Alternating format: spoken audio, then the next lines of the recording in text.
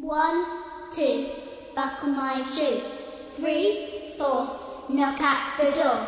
5, 6, pick up sticks. 7, 8, lay them straight. 9, 10, a big fat hen. 11, 12, dig and delve. 13, 14, maids are courting. 15, 16, maids in the kitchen. 17, 18, maids in waiting. 19, 20, my plate's empty. 1, 2, Buckle My Shoe is the next Agatha Christie novel that I read, and in the U.S. it was published as The Patriotic Murders, and that's because it involves a very important figure in the financial sector who's connected with the Prime Minister, and there are a lot of political implications running through this novel. For instance, Christie moves away from making references to imaginary foreign governments and starts mentioning people like Hitler and Mussolini. So there's a real threat out there, and she's talking about it, and it's being felt in England, and this is set right before World War II. You wouldn't get this from the book's original publication description. I'll just read that to you. It has been said that no man is a hero to his valet.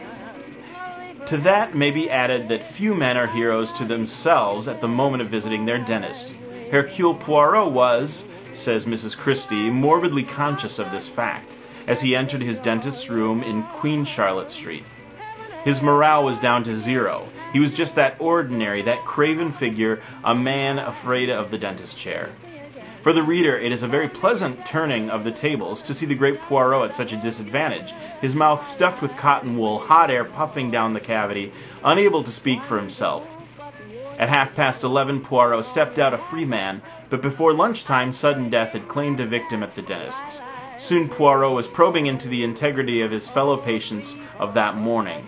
The problem into which he is led provides him with one of his best cases. That's arguable.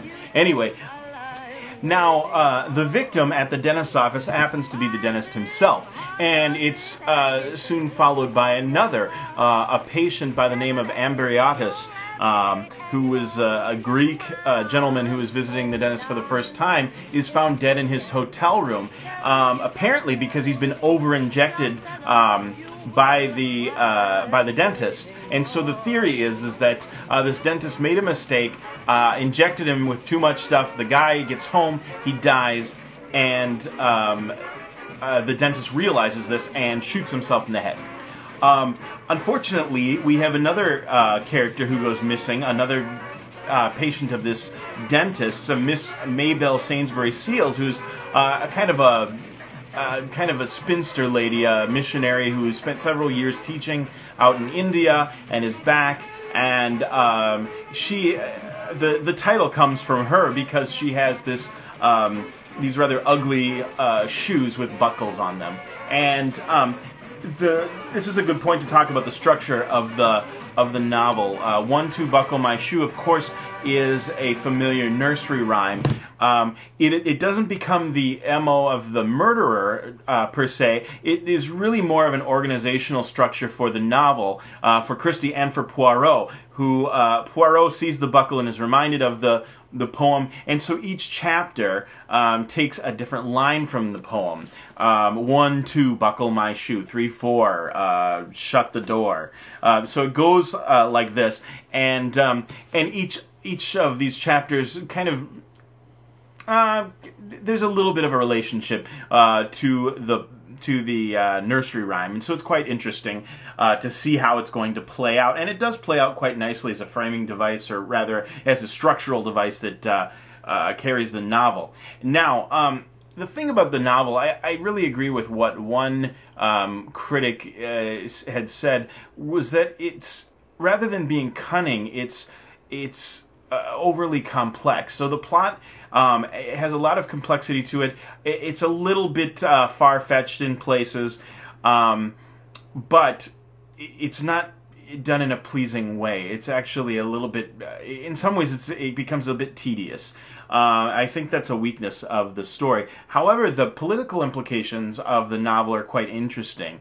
In particular, you've got a couple of young couples that make up parallel sets, and it's quite interesting to even wonder why Christie would put these two together, because we've got the dentist's secretary who is enamored by this young man who's a young radical, and then we've got the great niece of this important political figure, Alistair Blunt, who's part of the financial establishment in London and probably is holding the entire country together because he uses very sound principles when it comes to accounting, and so his great niece is also dating someone who's kind of an unsavory character, who is a bit of a radical. Both of these young men, when they come into contact with Poirot, are very rude to him. One of them gets arrested for an attempted murder and the possible murder of the dentist and the